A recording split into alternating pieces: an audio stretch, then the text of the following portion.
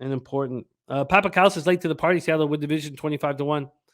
Well, let's talk about the Seahawks, and they've been very good. 4:25 p.m. Eastern. New York Giants 6-1, 3-0 on the road at the Seattle Seahawks. 4-3, 2-1 at home. Lumen Field, Seattle, Washington.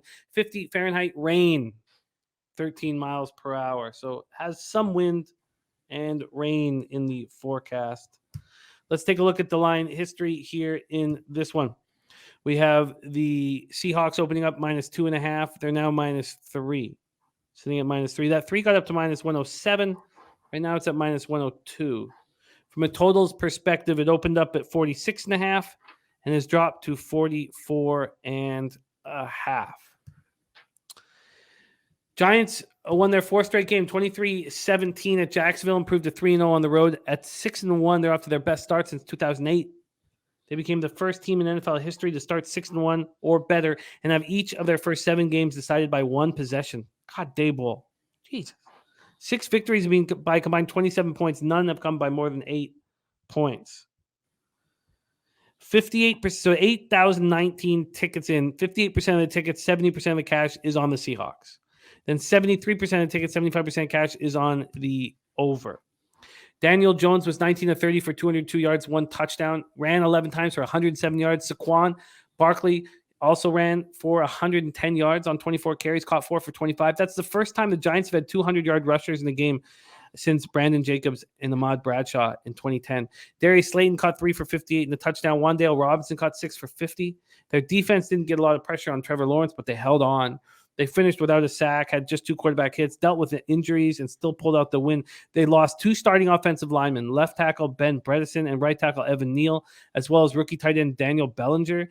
Bellinger had a fracture around the eye socket. He came back to celebrate with the team.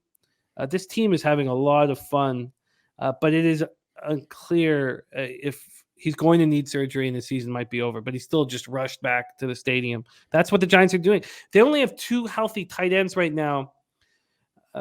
Tanner Hudson on their 53-man roster, Tanner Hudson and Chris Myrick. Lawrence Cager is signed to the practice roster on October 18th.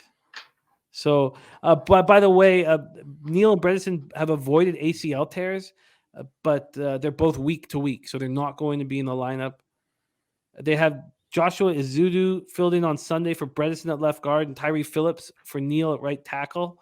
Neal could have a grade 2 MCL sprain, so he would be out several weeks in the Dory Jackson concussion protocol. That's a lot that hurts this football team. And Daniel Jones is going to have to be, running for his life. Seahawks coming off an impressive 37-23 victory at the Chargers. Geno Smith just continues to impress. 28-27, 210 yards, 2 touchdowns, 1 interception.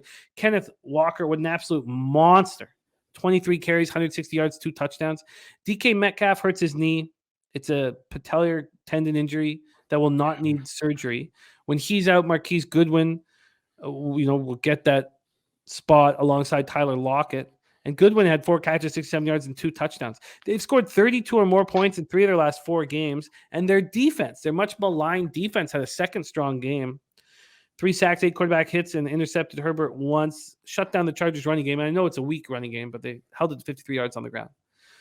Take it away here for us. Birdie says, can't bet Seattle won't step in front of the Giants. What Wink is doing on defense for the Giants is as good as any coach in the NFL. People keep wondering how the Giants are doing it.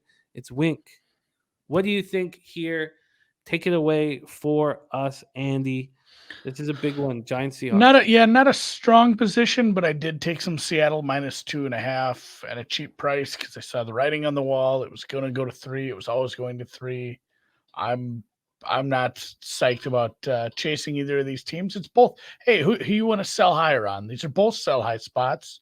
They're 2 offenses that we had no idea were going to do anything like this. A team that didn't extend/take the option on their quarterback in New York, a team that really we thought punted on quarterback with Geno and Drew Lock in their quarterback competition in this preseason. And Geno's been very efficient.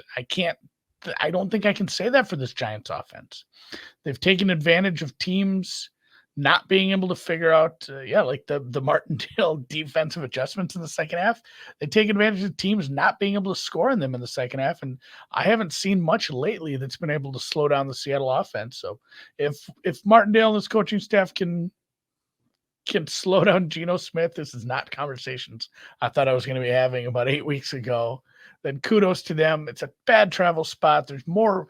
The DK injury absolutely matters, but Kenneth Walker really coming to I don't want to say Kenneth Walker is going to have the same career as Saquon Barkley, but right now I don't have a big difference between the two run games between these two teams. I think Seattle has the better quarterback. I think Seattle has the better offensive game plan, and Seattle is going to score, more points. And it's going to be on the Giants to keep up at this point. So, I hate fading the Giants. I don't want to do this, but I make this like 3.5. It's not a great travel spot. And yeah, Bellinger, what a nasty injury. Just got judo chopped in the goddamn eye. Guy was trying to punch the ball out, and his hand just went right in there. Woof. So we'll see. Like I said, not strong, not official, but I did take some -2.5 here. I want the Seahawks. I mean, it's just crazy going up against the Giants week in, week out. I was very confident with our Jacksonville Jaguars first half. I was very confident. I was confident that whole first half. Yeah. And of course, it doesn't cash. And then, of course, the Dable, Kafka, Martindale combination makes great adjustments, and they comfortably. Well, I mean, they stopped them on the 1 yard line. Yeah, if the Giants keep getting fumbles into the end zone and just the magic from the gods, they're going to keep winning. I think this is a terrible travel situation. I mean, you said not a good one or a bad one, but isn't this a terrible one? They went back to New York after the game, right? And then they head out to Seattle. Yeah, this is a long trip. And granted, teams are better at traveling now, but this is one of the last true vestiges of home field advantage. These fans are still going to get after it. It's a tough stadium to play in. We'll see, but yeah, like I said, I don't mind the 2.5. I'm not crazy about the 3. Huh. And would you again prefer to take them first half rather than deal with the adjustments that this excellent coaching group continues to make? I'm just gonna let it be. I think just Seattle's like Novocaine. Just it'll work eventually. This offense is going to score. So I don't know where people just like overall where people have this Giants defense. Like, yeah, the adjustments have been good, but overall how they grade out position by position is not good. Like, it is absolutely coaching up a bunch of players as a unit, because individually there's not very many players that grade out terribly high for the Giants on defense. So I think Seattle's offense is just going to be too much here. Just, again, you got to be quick to adjust in this league, because that's not something I thought I'd be saying before the season started. Do you want the Seahawks here officially at -3, -102, or are you going to? No, I'm just it's not the strongest. So I want to back the Seahawks here. I think it's look. I mean, we saw what the Falcons were doing week after week, and we said it's going to stop in Cincinnati. Why don't we think it's going to stop here in Seattle? Yeah, I mean, both teams are kind of high in their market. I just trust the Seattle offense more right now. So, if I wouldn't blame you for taking a first half look there. Oh, God, it's optional misery here. I think I'm choosing. I want Seahawks. I do not believe that this Giants thing will keep happening. LJ says if you want Seattle to take them first half, then get out. The trigger finger is just itchy for a first half full game here.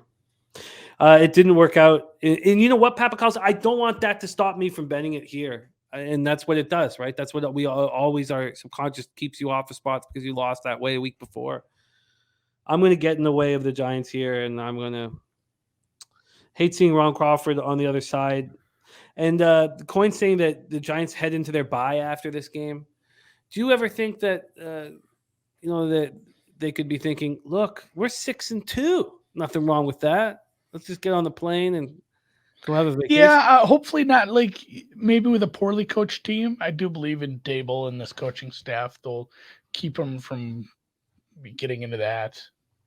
So I don't have that as a huge factor usually, unless it's a team like last year's Jags. Like, hey, they don't respect their coach. He's probably on the way out. This could be a problem in some of these spots, but not for the Giants. Harold Williams looking at it as well with the Hawks. Papa Call says, I believe Oppo give best effort before the bye. Yeah, well, Daboll will certainly get that. I mean, Yeah. we talked about Bellinger coming back to the stadium. I mean, who does that? Only a player who really wants to be in the locker room with his team. Okay, I'm moving on to Seahawks. I just don't know if it's a first half and full game situation and whether I have the balls to do that.